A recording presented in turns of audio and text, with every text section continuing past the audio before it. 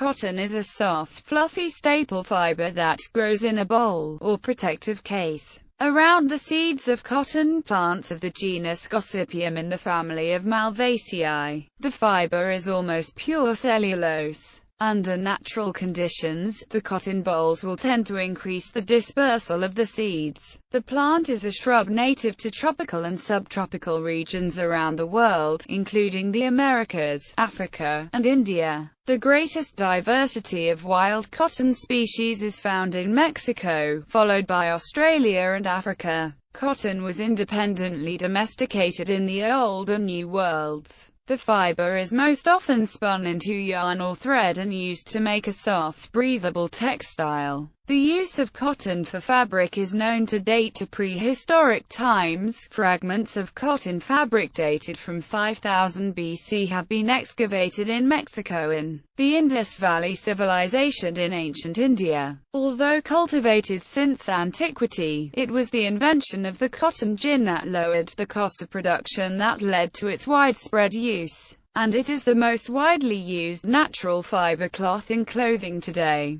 Current estimates for world production are about 25 million tons or 110 million bales annually, accounting for 2.5% of the world's arable land. China is the world's largest producer of cotton, but most of this is used domestically. The United States has been the largest exporter for many years. In the United States, cotton is usually measured in bales, which measure approximately 0.48 cubic meters and weigh 226.8 kilograms. Types. There are 4 commercially grown species of cotton, all domesticated in antiquity. Gossypium hessetum, upland cotton, native to Central America, Mexico, the Caribbean and southern Florida. Gossypium barbadense, known as extra-long staple cotton, native to tropical South America. Gossypium arboreum, tree cotton, native to India and Pakistan. Gossypium herbaceum, Levant cotton, native to southern Africa and the Arabian Peninsula. The 2 New World cotton species account for the vast majority of modern cotton production,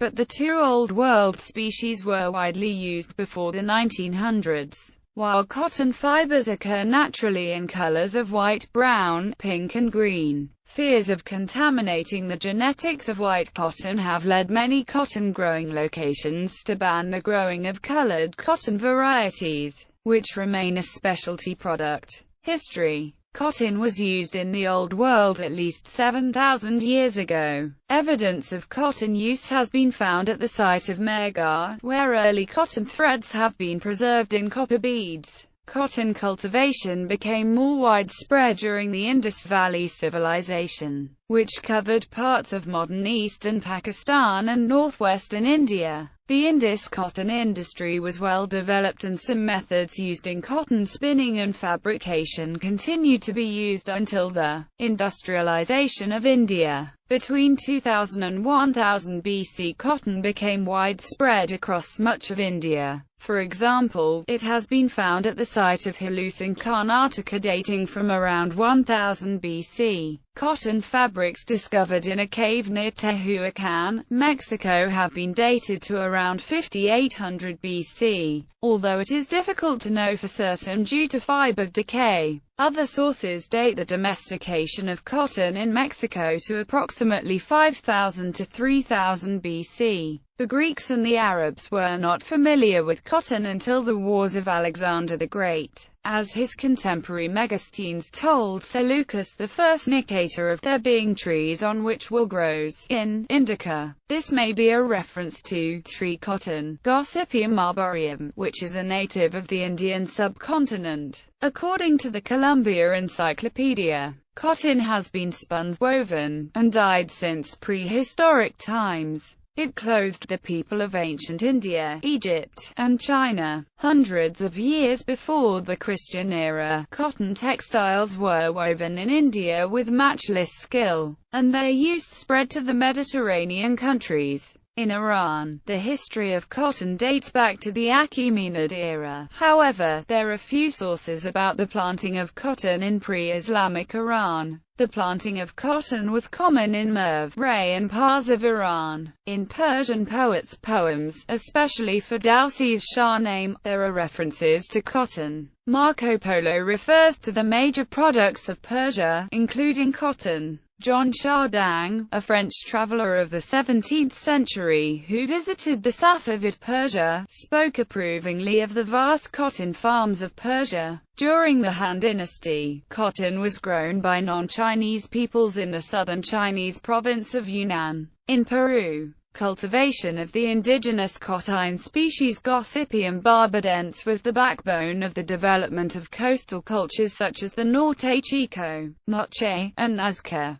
Cotton was grown upriver, made into nets, and traded with fishing villages along the coast for large supplies of fish. The Spanish who came to Mexico and Peru in the early 16th century found the people growing cotton and wearing clothing made of it. During the late medieval period, cotton became known as an imported fiber in northern Europe, without any knowledge of how it was derived, other than that it was a plant. Because Herodotus had written in his Histories, Book 3, 106, that in India trees grew in the wild producing wool, it was assumed that the plant was a tree, rather than a shrub. This aspect is retained in the name for cotton in several Germanic languages, such as German Baumwoll, which translates as tree wool. Noting its similarities to wool, people in the region could only imagine that cotton must be produced by plant-born sheep.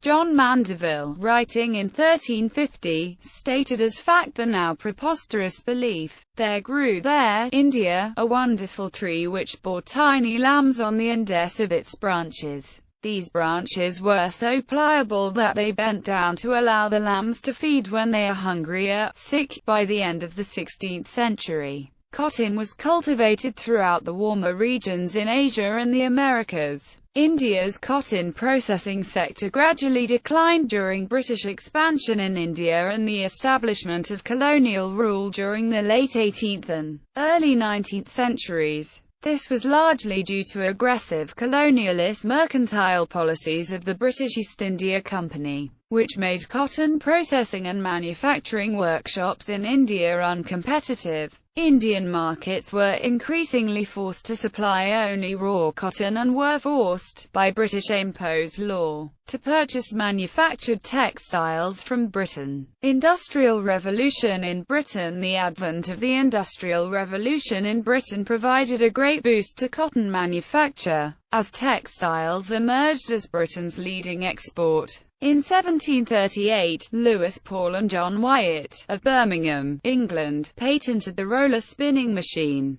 as well as the flyer and bobbin system for drawing cotton to a more even thickness using two sets of rollers that traveled at different speeds. Later, the invention of the James Hargreaves spinning jenny in 1764, Richard Arkwright's spinning frame in 1769 and Samuel Crompton's spinning mule in 1775 enabled British spinners to produce cotton yarn at much higher rates. From the late 18th century on, the British city of Manchester acquired the nickname Cottonopolis, due to the cotton industry's omnipresence within the city, and Manchester's role as the heart of the global cotton trade. Production capacity in Britain and the United States was improved by the invention of the cotton gin by the American Eli Whitney in 1793. Before the development of cotton gins, the cotton fibers had to be pulled from the seeds tediously by hand. By the late 1700s, a number of crude ginning machines had been developed.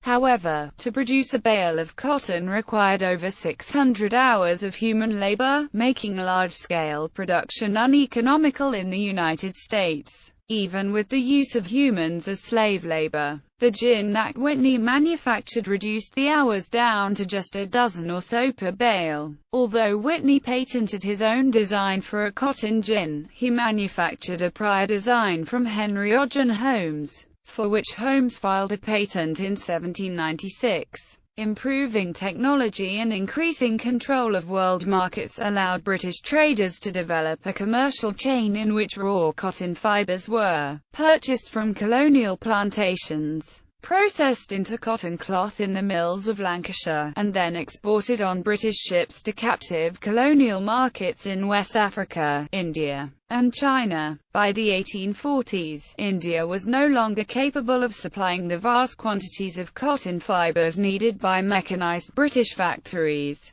While shipping bulky, low-price cotton from India to Britain was time-consuming and expensive, this, coupled with the emergence of American cotton as a superior type, encouraged British traders to purchase cotton from plantations in the United States and plantations in the Caribbean. By the mid-19th century, king cotton had become the backbone of the Southern American economy. In the United States, cultivating and harvesting cotton became the leading occupation of slaves. During the American Civil War, American cotton exports slumped due to a Union blockade on southern ports, and also because of a strategic decision by the Confederate government to cut exports, hoping to force Britain to recognize the Confederacy or enter the war. This prompted the main purchasers of cotton, Britain and France, to turn to Egyptian cotton. British and French traders invested heavily in cotton plantations.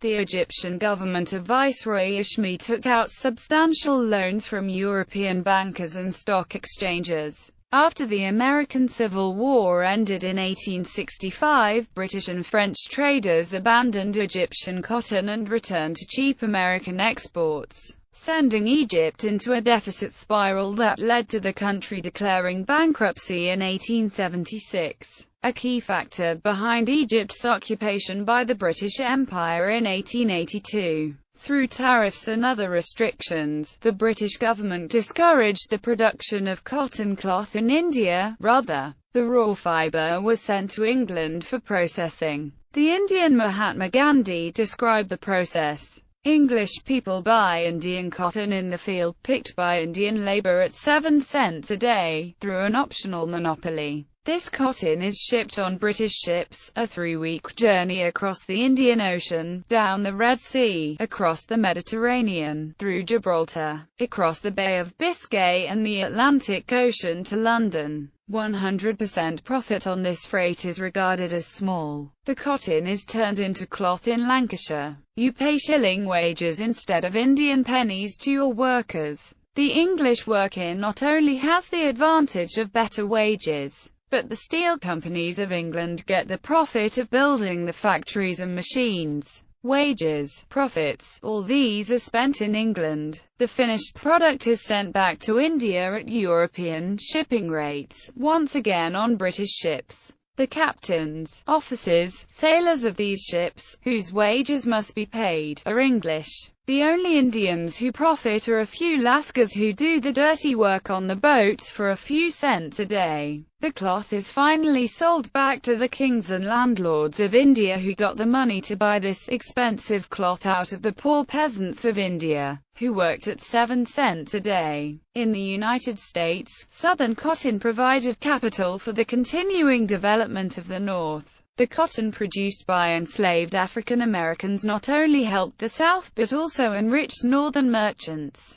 Much of the Southern cotton was transshipped through Northern ports. Cotton remained a key crop in the Southern economy after emancipation and the end of the Civil War in 1865. Across the South, sharecropping evolved, in which landless black and white farmers worked land owned by others in return for a share of the profits. Some farmers rented the land and bore the production costs themselves. Until mechanical cotton pickers were developed, cotton farmers needed additional labor to hand-pick cotton. Picking cotton was a source of income for families across the South. Rural and small-town school systems had split vacations so children could work in the fields during cotton picking. It was not until the 1950s that reliable harvesting machinery was introduced. During the first half of the 20th century, employment in the cotton industry fell, as machines began to replace laborers and the South's rural labor force dwindled during the World Wars.